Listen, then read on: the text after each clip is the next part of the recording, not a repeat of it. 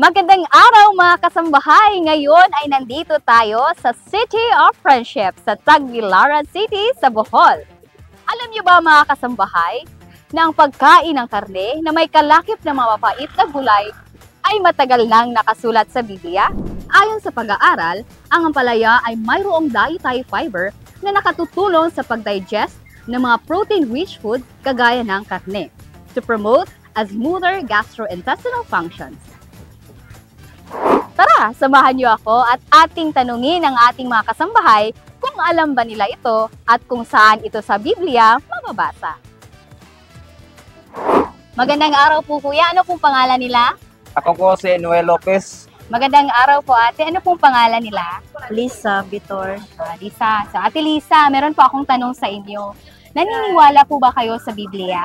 Oo. Nagbabasa po ba kayo ng Biblia? Hindi po. I see. Naniniwala po ba kayo na ang ampalaya ay nakasulat sa Biblia?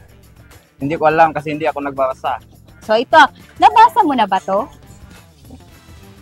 At kanilang kakanin ang laman ng gabing yaon na inihaw sa apoy at pinapay na walang libadura. Kakanin nilang paulam ng mapapait na gulay. Ano po ang iyong masasabi tungkol sa talatang iyong nabasa? Naaday sa Biblia ang ampalaya.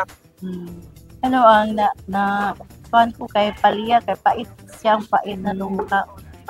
Yes. Salamat po sa Diyos, kuya, sa iyong oras at sana po ay ugaliin nating magbasa ng Biblia. Okay, salamat Salamat. po. Salamat po. Salamat ma'am. Ayun po mga kasambahay, ang mga mapapait na gulay katulad ng ampalaya ay matagal na palang nakasulat sa Biblia.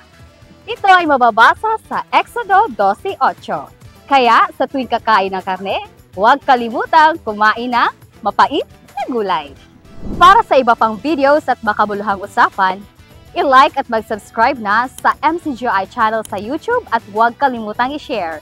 At para guided sa mga aral ng Biblia, mag-download na ng Digital Bible app sa Google Play Store or Apple App Store. Ito po ay libreng-libre para sa lahat.